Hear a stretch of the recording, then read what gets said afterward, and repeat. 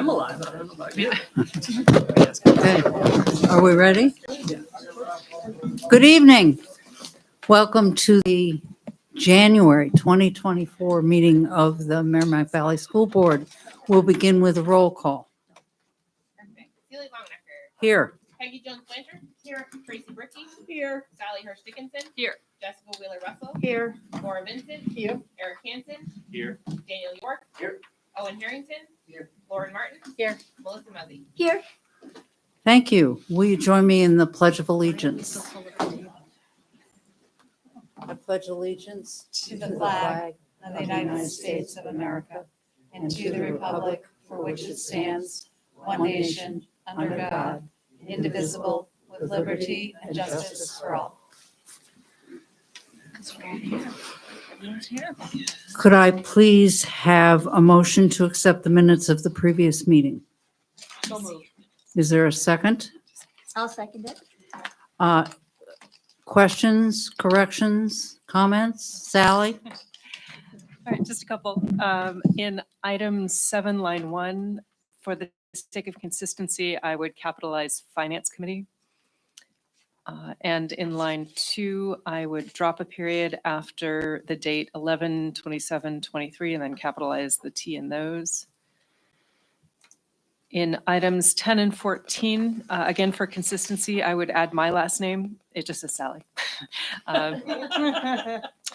And then in item 15, I would add a comma after Boscawen, which is in line 1. It's the third word. And that's also, in addition for correctness, it's consistency with what else is in that item.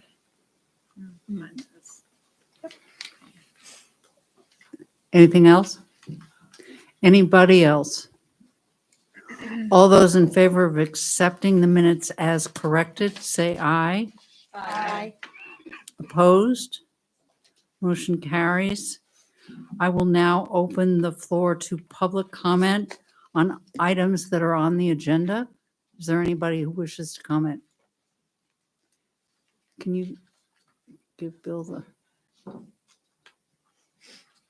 Thank you. Appreciate that, Nick. Just one thing, a couple of things on the agenda that I wanted to talk about. One was in the Finance Committee, I'd asked a couple of times that the board give some guidance to the SAU that the DOE 25 by the state be used to calculate the Andover tuition. Currently, the number that you've been using is a number that came from the draft. And the real number is out now from the state, and I would hope that you would give some guidance to the SAU that that number be used for the 24-25 budget in charging Andover tuition. The second thing is I see that you've got some draft documents for the annual meeting. One of them is the revenue page, and I'm wondering if the details that were promised are going to be presented with regard to the tuition line item there. That's all I got. Thank you. Anybody else?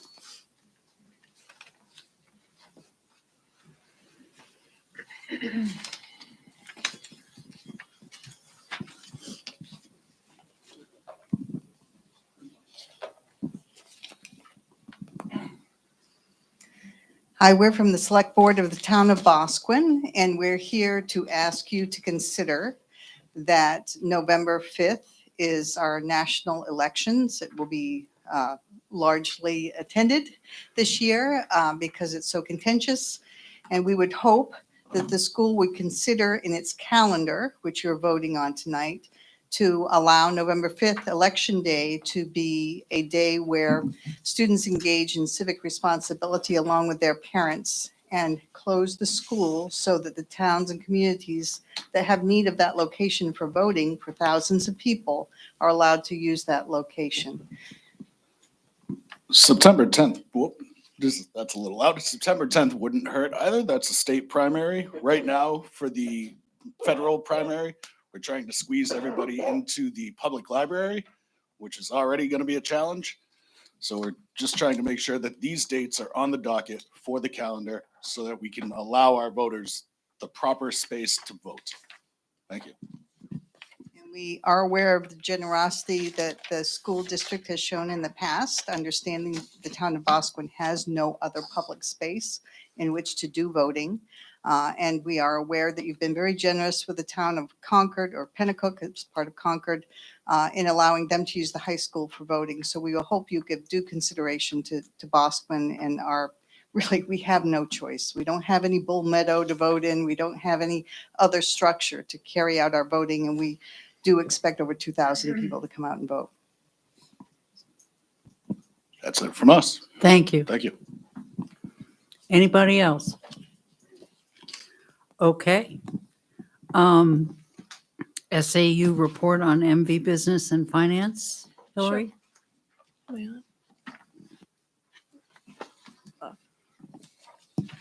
In your packets, you'll find the January 2024 financial report. Not much has changed since last month, other than some changes in special ed contracted services, but you will also see that all of the transfers from the 2900 function have been made. Thank you. Good news. Oh, Bless you. Yeah, thanks. So there is a bunch of good news in the packet, in that 117-page digital packet that you got today, and a lot of it is good news. And to further that good news, we have Ken Fuller here from the Merrimack Valley Learning Center, and I believe he brought some friends with him to give a little chat about the good things happening at the Learning Center.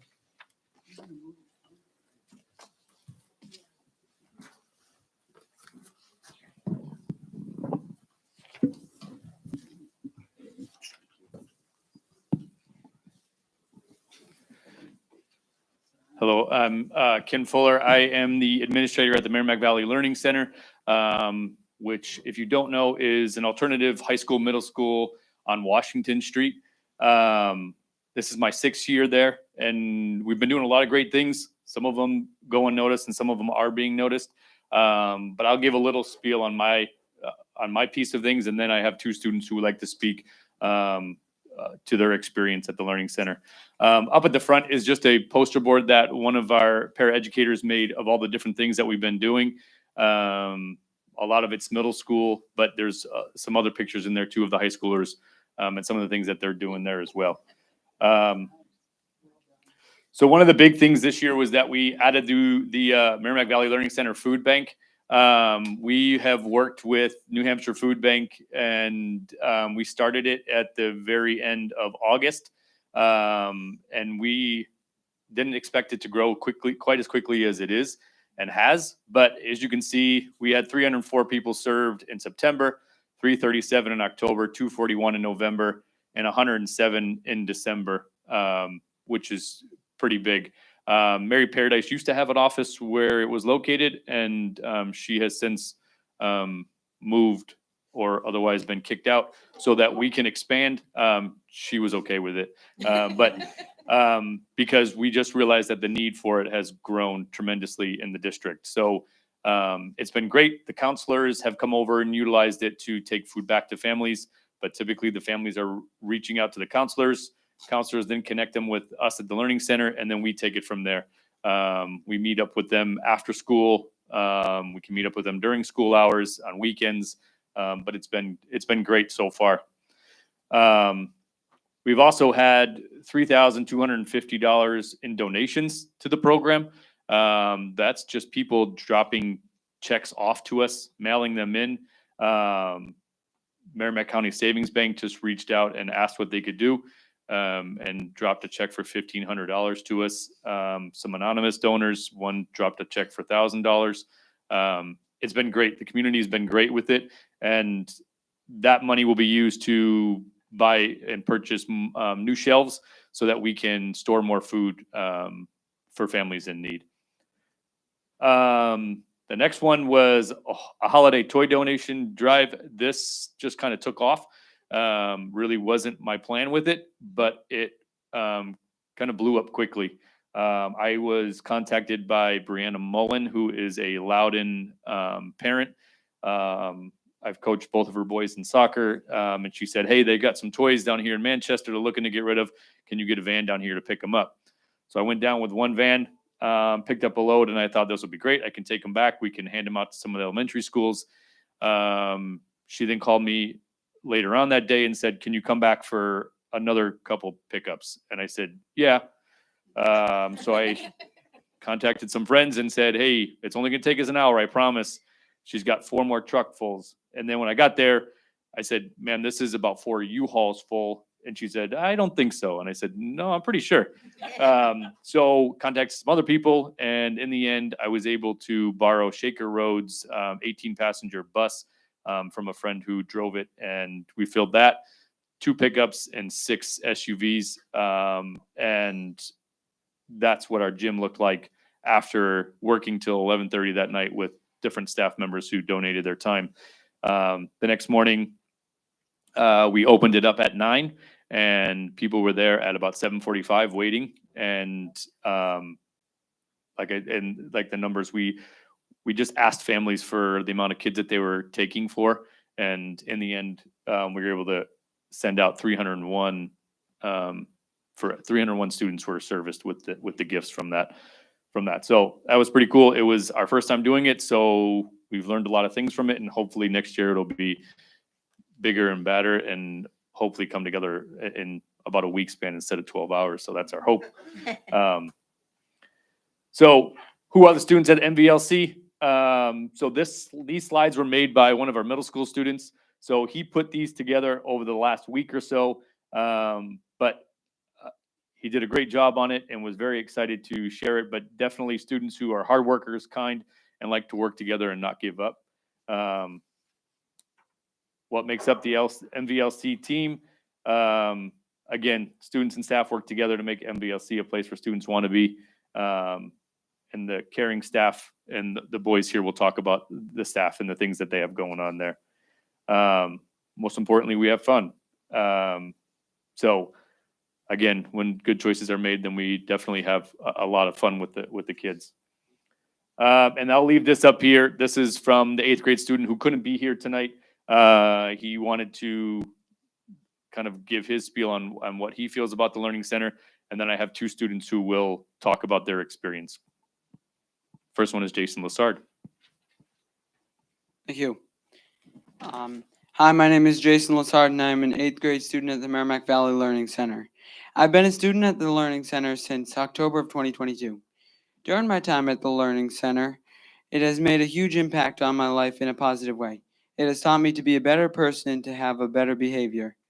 I have grown a lot more mature since I started going to the Learning Center. It is different from all the other schools I've been to because with the small classes, it really helps all the students and staff to have a better bonding experience and a closer relationship. Where in the bigger classes, you're just another student to your teachers. So really with the smaller classes, you get more attention, which is sometimes needed with some students. It has helped me personally because before attending here, I was just a kid that was always in trouble in school and needed help. After being transferred to the MVLC, I didn't really like it at first, but I don't think people really love things at the very first. You need to adapt to new stuff, which has happened to me. Thank you.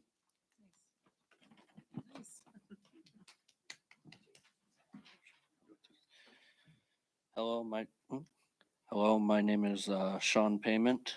I've been with the Merrimack Valley Learning Center since 2017. I've learned a lot of different things. I've learned to work together with people and just change the way I was since I started out. I used to spend a lot of time getting in trouble and not making the best choices. And then when I moved over to the Merrimack Valley Learning Center, I learned to become a better person and change the way I was and adapt, and it helped me a lot. The teachers are amazing. Everyone around, the students and everyone are amazing to be around, and it's been a wonderful experience and a great school to be in. Nice. Thanks, boys. So that's just a glimpse of the things that we have been doing at the Learning Center. I encourage you that if you have the time to stop by, please do. Check out the food bank. It's a great addition. A lot of great things are happening there. So any questions? Yeah. Actually, my question is for the gentleman in the baseball hat. That's you, Sean. Yes.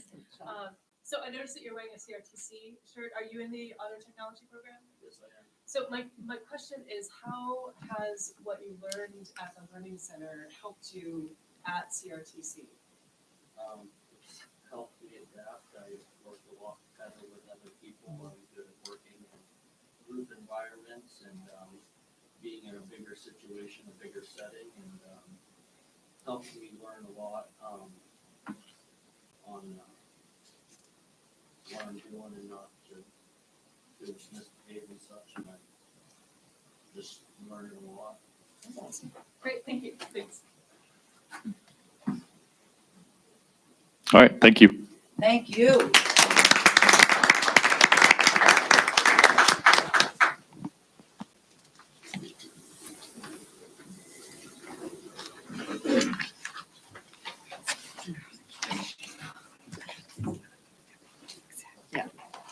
Yeah.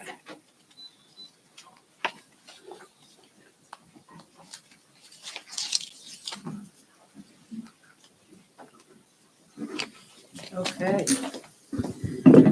Moving on to our student representative report, and Nick has brought a friend. We're very glad to see you both here. Nick? Alrighty, good evening. So I did bring Jay. I'm going to introduce him after I go over my stuff. So beginning with the Payson Cancer Center fundraiser basketball games will be held at the high school on Friday, February 2nd. It'll feature 2 varsity basketball games. The girls will play at 5 and the boys will play at 6:30, all games against Bishop Brady. There will be various fundraisers held in conjunction with the games. There will be a silent auction, 50-50 raffles, and other events. Admission will be $5, and all proceeds / money raised will donate the Payson Cancer Center. So please plan to join us for this wonderful event. And it was held at Bishop Brady last year, so I believe it'll be like a every other year sort of thing. So we'll host it this year again, Friday, February 2nd. So a great event that will be happening. Once again, the school invited back alumni for the alumni panel.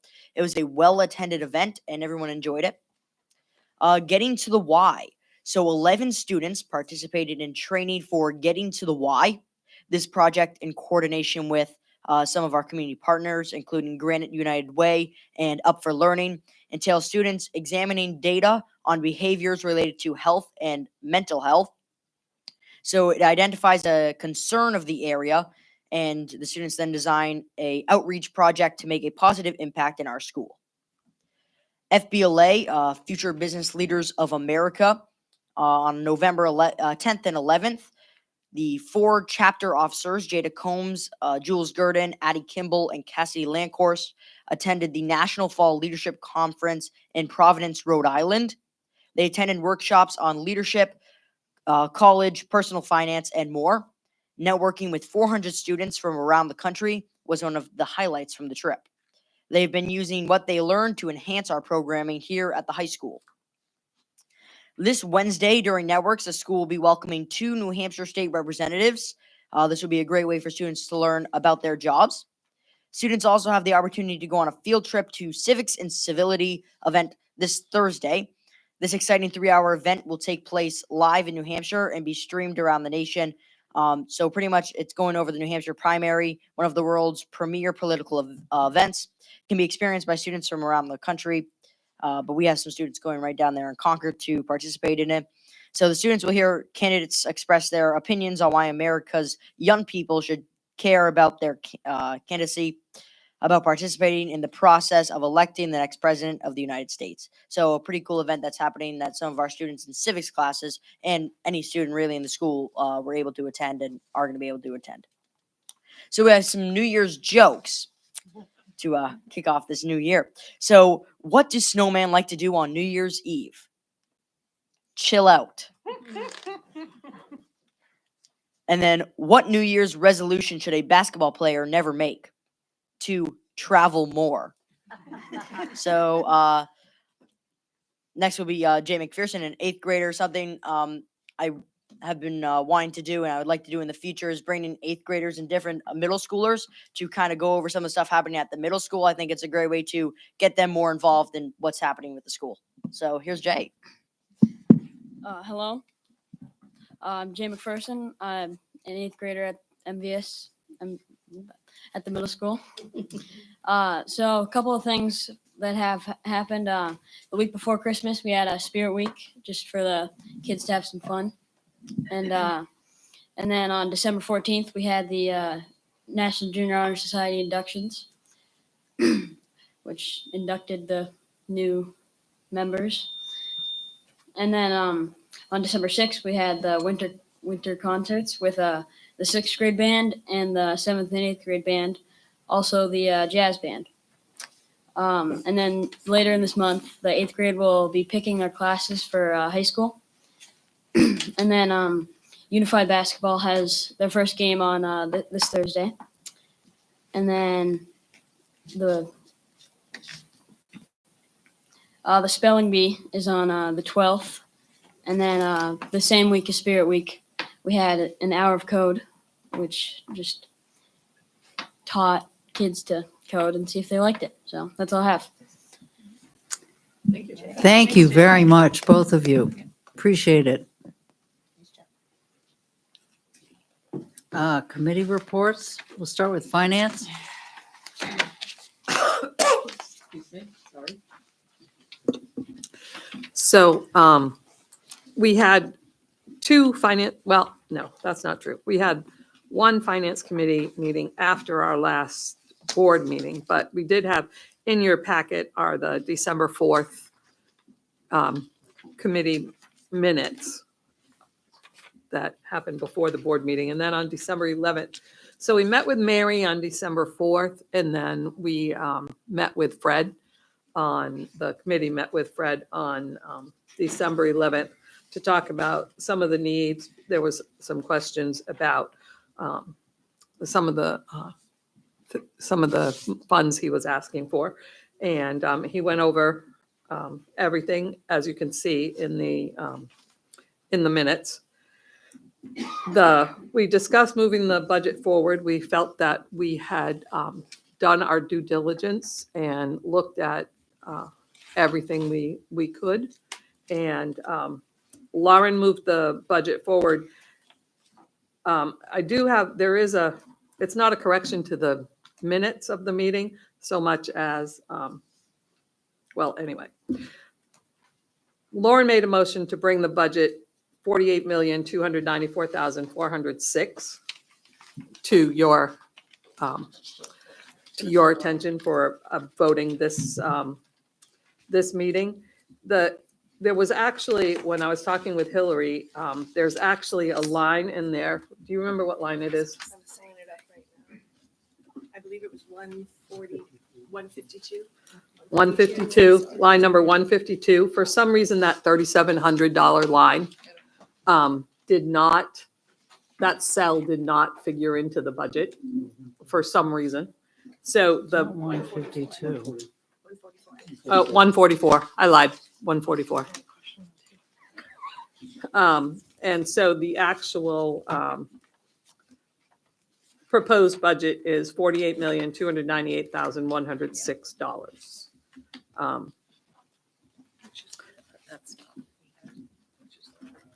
Can you repeat that one more time? Yeah, it's $48,298,106. It's in your, it's the last, it's on page 33 of the budget. So the total on the budget is correct. It The was total that on the one budget, line that right. was wrong? The total on the budget is correct. It's that amount that's in the meeting minutes that is incorrect. Okay, got it. Okay. So are there any questions about what we did at that last meeting? Okay. Do we? We'll get to that when we get to new business. Okay, it's not on new business, What? the budget. The draft warrant is. Okay, Isn't the budget the draft warrant? And the budget, you vote on after the public We hearing. don't vote on This the meeting budget. doesn't oh, that's get- true. doesn't Yeah, end, That's it true. gets- You're right. Okay. Yep. Is the school board We to bring it to the public hearing, the first school board? will vote on the draft warrant to bring the that- draft The warrant. draft warrant will have The the draft budget warrant. on it. This meeting will not adjourn. We will recess and we will reconvene after the budget hearing to vote on the final version of the warrant. Make sense? Hmm. Okay. Long-range plan. Oh, okay. Can I still raise it?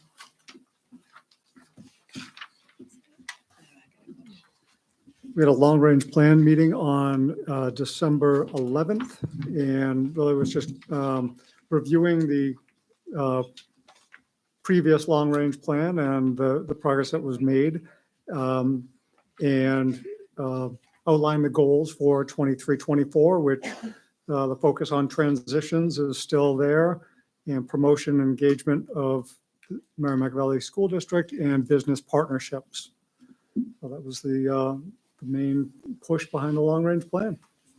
Okay. Curriculum.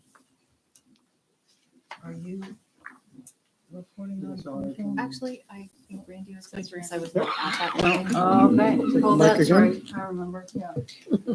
There was a curriculum meeting held on December 18th at the SAU, and there was a presentation by Mark Shimataro and Sam Jensen. Sam Jensen is a senior at the high school. They talked about, Mark Shimataro brought up the MVELO various programs that we have and sort of outlined the whole approach. And then Sam spoke to his specific ELO, which is the MV Minute, which he does a video on a fairly regular basis and then puts that up on the school YouTube channel.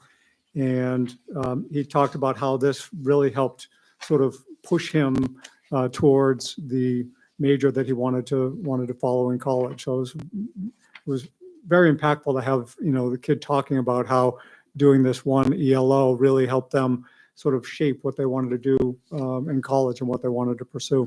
So it was a very, very good meeting at the curriculum committee. Okay. Do we need to set committee meetings? Yes. Okay.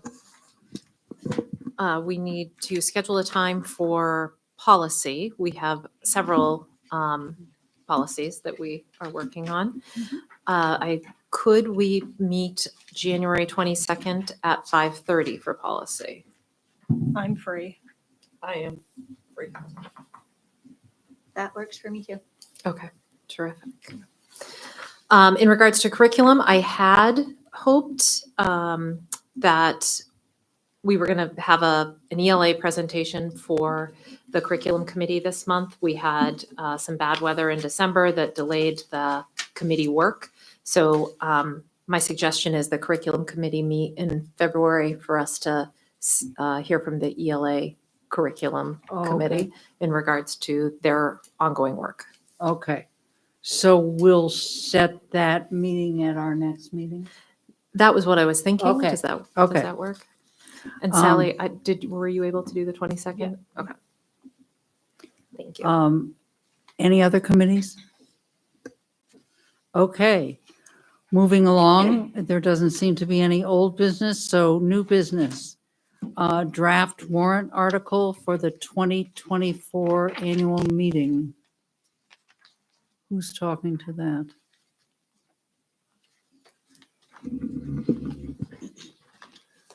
You see a fairly short draft warrant. The article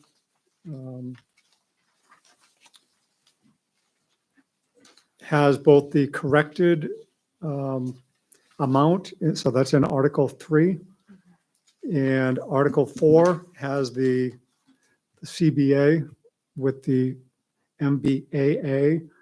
And then in Article 6 is to see if the school district will raise an appropriate $150,000 from the, to go into the Maintenance Expendable Trust Fund. So those are really the three articles of note. One is the budget. The next is the MBAA collective bargaining agreement. And then Article 6, taking $150,000 into the Maintenance Expendable Trust. And of course, any petition warrant articles that come about during the period, those dates have been noticed. And well, Hillary? So the only thing that I would add is the budget can be approved when we reconvene on the 24th, but the final draft of the budget the final draft of the warrant wouldn't be able to be approved until the February meeting, because that would add any petitioned warrant articles that we might receive. So just wanted to make that clarification. Thank you. So this is really just Draft. so nothing. It's a draft. Draft. It's just the Draft. Okay.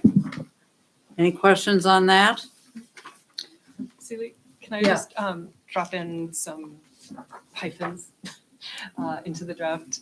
So in Article 3, line 2, I would put a dash between 98, so hyphenate that. And then actually in the previous line, at the end of the line, 48. Just hyphenate it. It just makes it easier to read. Did we get that? Yeah. All right. Did you see that? So I have a question. Yes. Just a clarifying question. Article 3 of the draft, it says school board recommends this article. On our last finance committee meeting, we voted to bring that to the board.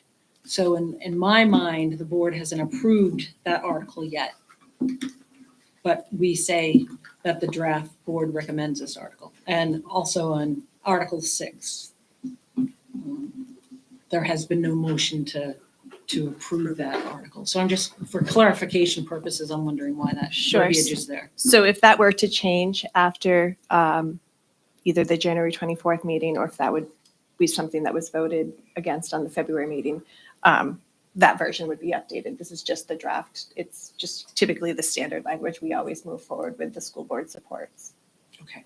So at that time in that February meeting, that's when we discuss and we bring forth the budget to the school board? This meeting doesn't end tonight, so it just gets recessed. So on the public hearing on the 24th, you'll get a chance to hear from the public, and then it'll reconvene this meeting. That's where that discussion would happen and move forward, with the understanding that there could still be, those changes, and then the with the petition warrant articles or anything else that might get added to that. So can I chime in too? So we as a board are going to vote on it in January after the public hearing. So if we had recommended changes, that would be the time that we would discuss them, and it would be voted on and approved at that January meeting. Correct. Okay. My second question, I guess, too, under Article 6, where it says no additional amount to be raised from taxation. Where is that money coming from? That comes from the unassigned fund balance at the end of this fiscal year.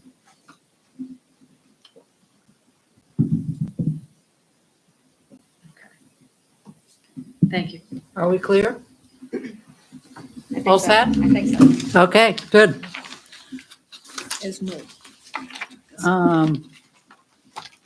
Okay, the 2024-25 school calendar. Catherine? Yes. So you have in your packets a copy of the initial draft calendar for the 24-25 school year.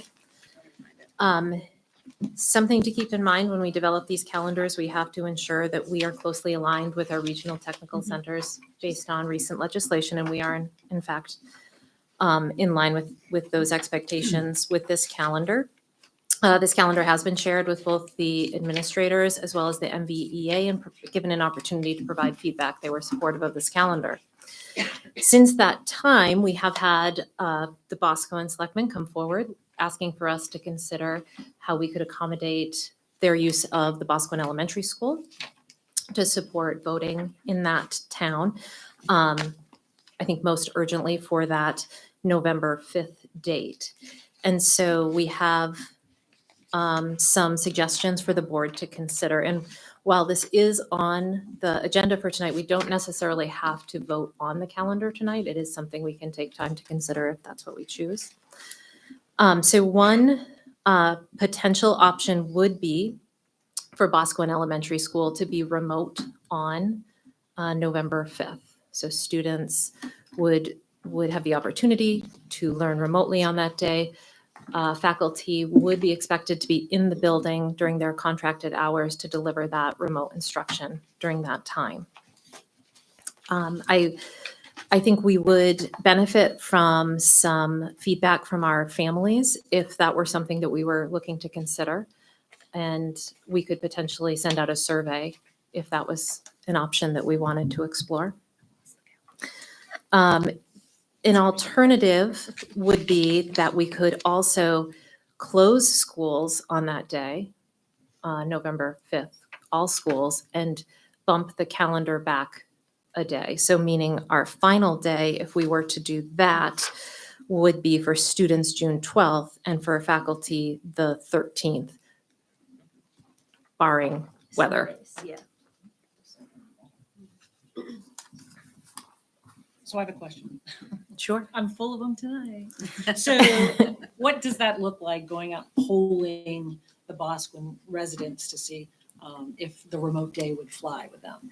I think it would be a very short survey that Mr. Druin could send out to his families, just asking them for their thoughts on a remote learning day in place of in-person learning. Because I know in the past I've heard, that's having that Monday off is, somewhat of an inconvenience for parents who have to find childcare or have issues. It's Having- Tuesday. having- Tuesday. Having that November 5th as a Monday. November 5th is a Tuesday. Oh, That's the following week. That's That's right. Veterans. That's- Right, sorry. Yeah. That's right. Reading specialist, not math major. So I've heard some murmurings that that's a inconvenience. So that would be interesting to see what the Boscawen, Well, residents think about the I remote would, day. okay. I'm really a fan of closing schools on presidential election days myself. I just think it ought to be a national holiday myself. You should be president. Yeah, right. No way. All right. So, but maybe that's something we ought to ask people whether families feel that's a good idea. It's a no-brainer in my mind, but who am I? Go. Do any of our other, will any of our other schools have voting? This school will. And that's it? Can And you speak to can how I it ask works in the another high school? question? Are people still allowed to bring Yes, they are. firearms with them? Yes. Okay, so I think we should be closing my opinion, for what it's worth, is we should close all the schools. Yes. I just have a question about logistics. So say we decide to do remote learning that day, though I'm kind of leaning with Tracy. But and then having the staff in the building, would that prove to be a logistics issue with the town? And are there Parking. Parking would work? I'm just trying to visualize how you'd use the building both ways. Well, parking would be tricky, but, if that's, what, we decide to go with, then it'll be a matter of maybe carpooling, maybe parking, some cars at the SAU and bringing people over, minimizing that and having them park as far away from the building as possible. So there's certainly, we want to be good community partners. So I think, one of the ways, and it's been mentioned a couple of times now, is to close on the 5th, which is going to be the bigger one. And then if the board still wanted to have the state election remote for parents, for voting, surveying the parents of Boscawen, and we'd at least be able to test that out if that, is going to be effective if we put in some of these processes to try to minimize the distractions. And there wouldn't be any classroom issues, logistic issues? No. There'd be enough, because I assume they would be voting in, say, the cafeteria or the library or something like that? Yeah. Like, that. Okay, Yes. thank you. So Celia wanted me to speak about the high school being open. We've already had some voting days here at the high school. One of the reasons we're able to do that is because we can have a separate entrance and pretty much block things off to the rest of the school. We rope it off. People come in one door of the gym and then they go out the door. It's really the same thing as the annual meeting. Think about the annual meeting, instead of coming in the front door of the school, come in the gym entrance, which is near the parking lot between the high school and the middle school. And it was quite successful in the first run with the city. We don't have that ability in Bosquen because of the setup. So some of it comes down to, a building issue. So really the only options, if we're going to help Bosquen with voting, would be to either close on the 5th or go remote on the 5th. And what about the other date that the man asked for? September 10th. September 10th is State primary? elections. State primary. September 10th. So we could make Bosquen remote on the 10th and close all schools on November 5th. I would entertain a motion to do that. So moved. Is there a second?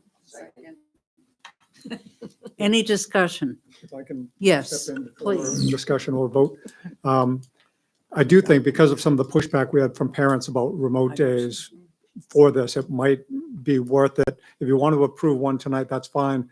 May also, have that as what you would like to do and let Mr. Druin survey his parents about the remote day, before just throwing that in there. Because really, a remote day or a day off from a parent standpoint, a parent of elementary kids, they're the same thing, right? Because you have to be, you're either at home working with the kids or you're at home with the kids. So, or having them go someplace, whether daycare or whatever. So the issues are the same from a parent standpoint.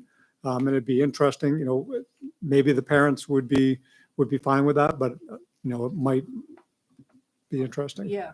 So I would entertain changing that motion to the September 10th date being remote, subject to Poll results. a result of, a polling of the parent feedback of the Bosquen parents. I will change my motion for that, yes. Does that make sense?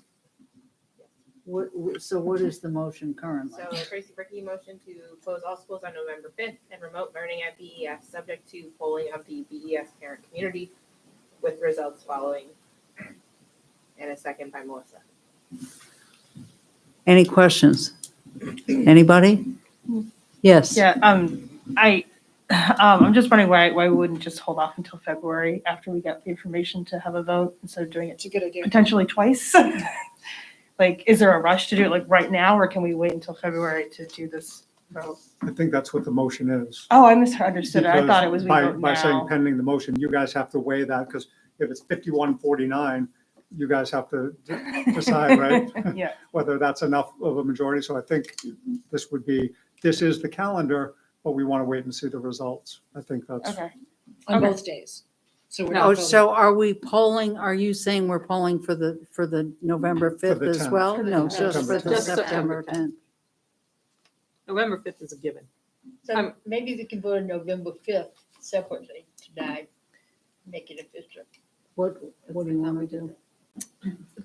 That's Yep. that's fine, and I have a draft calendar for Okay. that. With November 5th off. Yes. Okay. What does, you know what, I meant to ask, what does that do in terms of the CRTC? Will that like put us in, like out of compliance or whatever the law is now that says we need to be the same? No, it actually is still, it still brings us in compliance. In fact, Concord schools are closed that day for November that, 5th? yeah, Yeah, because Perfect. they use their Yeah, schools for It'll voting. work. They already put their calendar out and it aligns with them. You can close that day. They closed the September 10th as well. Let's look. September 10th. That is a professional day for them, For the teachers. for the teachers. So there the aren't. Students have the days They days do. off. They do. But they're not- So something a little different about Concord from us is that they do use many of their buildings for that purpose. Yep, so the teachers are expected to be in for professional development that day, but the students are off. Yes. Yep, on the 10th. Fred, did you want to weigh in here? Well. Now you've done it. Oh, dear. He doesn't even need that. We've got the stopwatch going here. I don't think you can have school while you vote. Not only, I mean, there's a firearm issue. I can tell you that if the emergency management director in any of our 5 towns opens a shelter, even though we only officially have 2, if something happens, the school's in.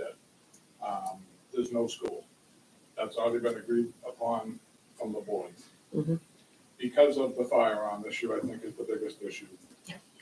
There's plenty of parking at Bosquen anyways. The last time this happened, we had them park out back on the basketball court and on the access road. I mean, if it was me, I'd close school both days, have a professional development day one day and just have a national holiday. Refer to it, which I agree with you for the national presidential election. We're supposed to be part of the community's supposed to be part of us. You know, it just strengthens our relationship with the community, so that's what I got. There's no logistical issues as far as I'm concerned. Okay. We have a motion before us. Is there any other discussion? Wait, yes. Nick had something Nick. to say. You have a thought What do you here? think? You're allowed to. What would that put our like closing day to? Like the 14th or? Actually, that would have your closing date at the 12th. Still the That final 12th? student day would be June 12th, 2025. So it's still the same? No, it was going to be the 11th. Oh, the 11th. And that's Okay. only if we make the change for the 5th, but we haven't added the 10th. So that could be the 13th. So it could be Friday, the 13th. Perfect. Oh, okay. Yeah. And again, that's barring any snow days. Yeah, Or right. inclement weather. Okay. You can go to the end of. Are we splitting off the dates and voting on each individually at this point, or do we still have the combined motion? We have the combined motion. We have the combined motion. If the survey comes in saying, no way, don't go remote that day, then we'll have to reconsider because we're asking the question and we're going to respect the answer that we get. Okay, I just wasn't sure if there Okay. was any appetite for actually peeling them apart. Eh, now. let's do it. Okay. All those in favor of the motion say aye. Aye. Opposed? The motion carries. Thank you.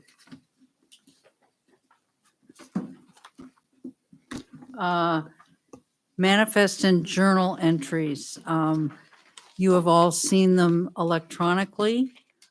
Tracy and I have both signed off on them. Could I have a motion to accept them as sent? So moved.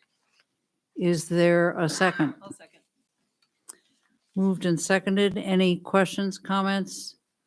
All those in favor say aye. Aye. Opposed? Motion carries. The only thing that I have to report is that you will recall, maybe, that earlier in the year, we talked about a self-evaluation and it being, February being the end of a year of, everybody will have been on the board for a full year.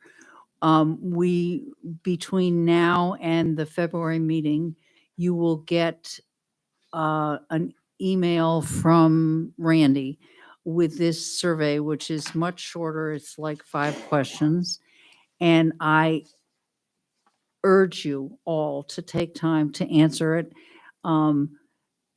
thoughtfully and honestly. And Randy will give us the results of that at our February meeting. Okay? I appreciate that. Catherine. Thank you.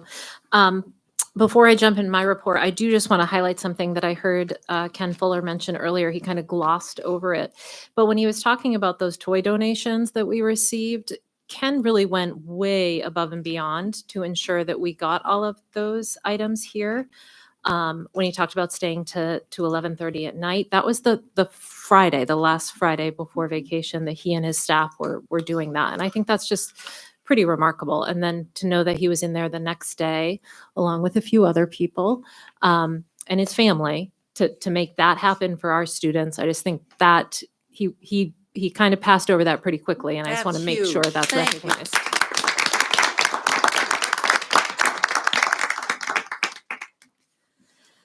So Randy and I are more than halfway through our visits to connect with new teachers.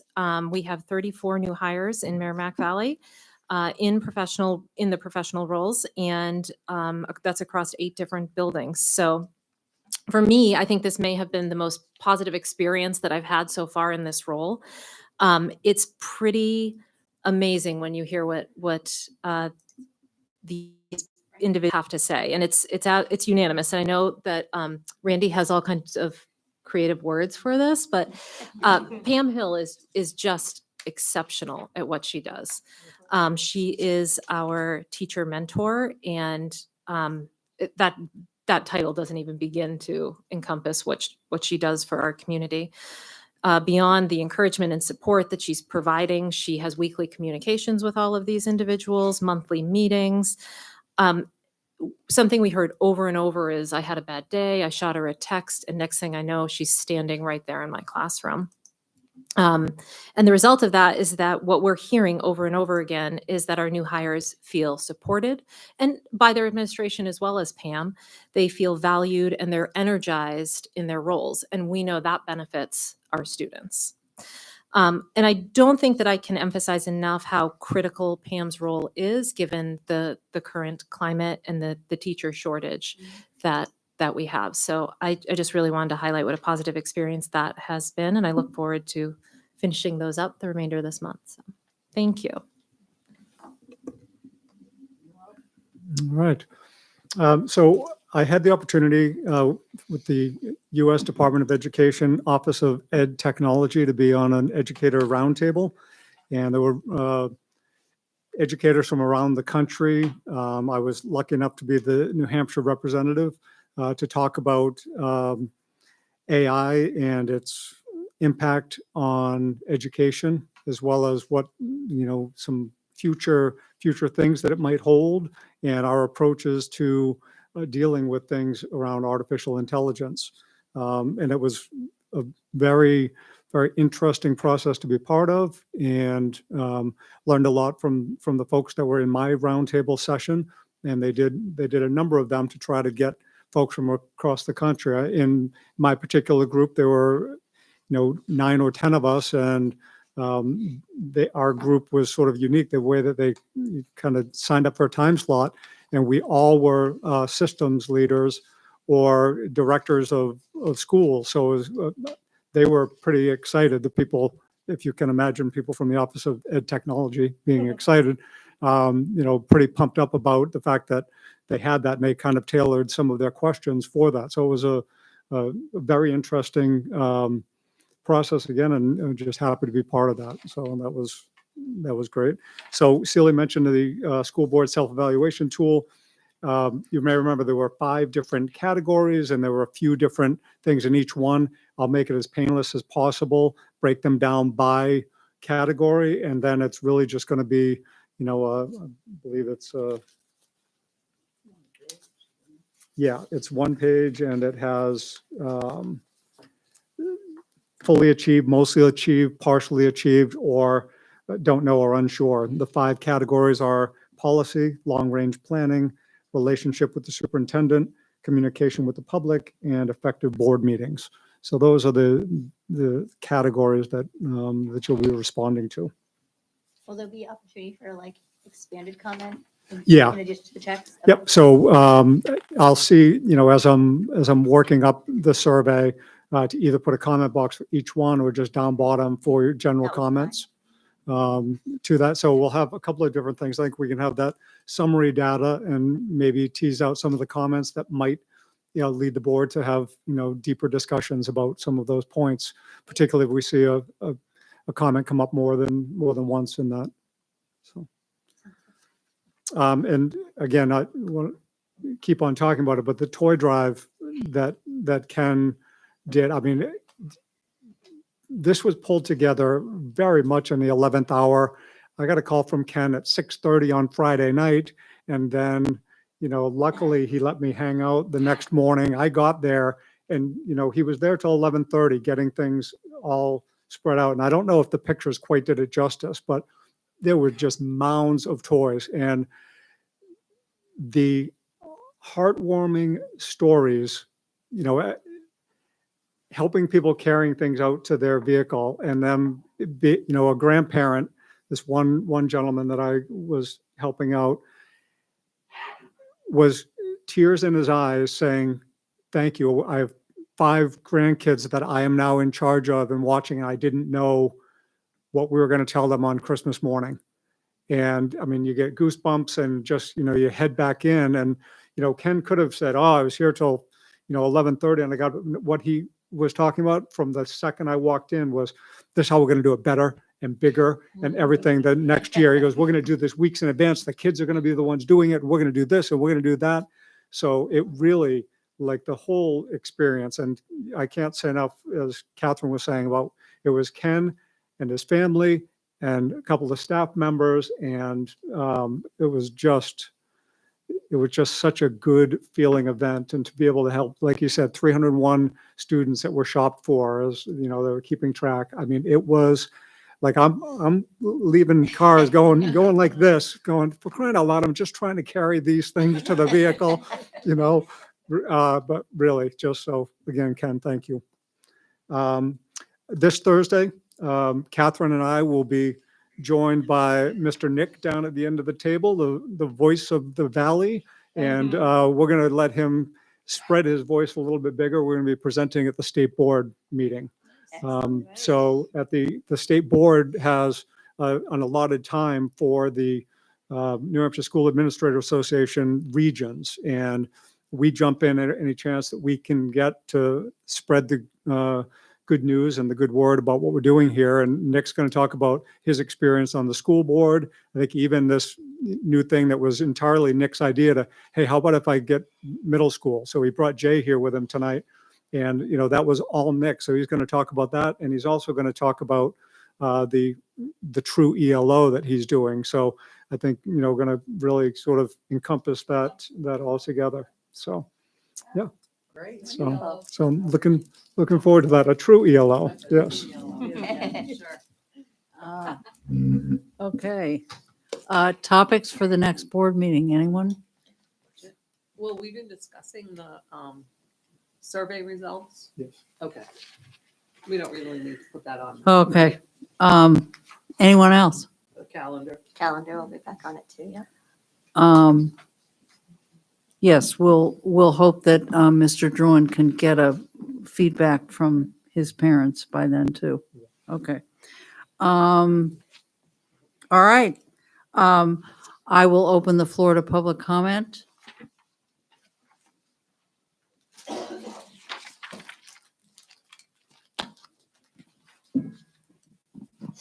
Matt Burdick, Select Board Chair for Bosquen. I'd just like to say thank you for the November 5th.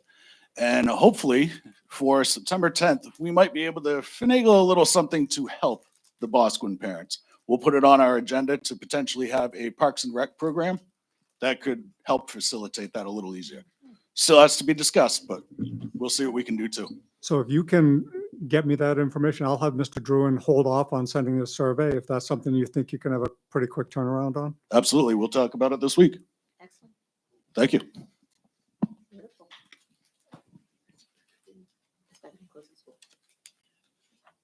Yes, Louise.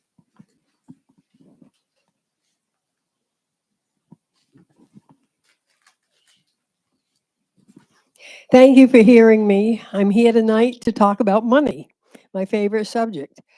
Today I went through the last few years of the budget, how much they increased each year, and it varied anywhere from 1.93 down to 0.98, and this year it's up to as you know, 5.91%. We can't sustain that. I feel you as a school board have not gone into each department to see if there could be cuts. And I'm going to tell you why I'm saying this. During the last few years, our school district, which most people don't even have a clue, has received much money. I think somewhere around 4 million in the CARES Act money, and the ESSA 1 money, the ESSA 2 money, the ESSA 3 money, which doesn't end until September 24. And you have spent this money on different items, like I know in the beginning you bought all new computers. Now my question is, on this CARES and ESSA money, where you bought items, why hasn't our budget decreased? It just doesn't make much sense. And like as far as the spreadsheet that's given out of the line items of how money is spent, that sheet's not complete. Not at all. Because I had to do a right to know request and I shouldn't have to do it because transfer of funds are not included on any of these sheets and haven't been for about 3 years. We, the taxpayers, have no idea on the light items what's been transferred from one account to another. And it's not fair to us. And like I said, this increase of 5.91%, it can't be sustained. The county's going up. None of us, I don't know right now what our towns are doing. And someplace we're going to have to start cutting whether we like it or not. Thank you. Thank you. Anyone else?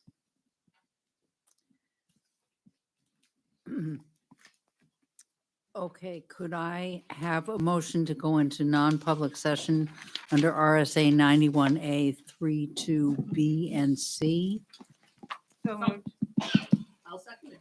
Okay, moved and seconded. That's a roll call vote, please. Tilly Longnecker. Yes. Peggy Jones Blanchard. Yes. Tracy Murphy. Yes. Sally Harris Dickinson. Yes. Jessica Wheeler Russell. Yes. Laura Vincent. Yes. Eric Hansen. Daniel York. Yes. Owen Harrington. Lauren Martin. Yes. Melissa Muzzy. Yes. Thank you. Okay. Quick break. Thank you.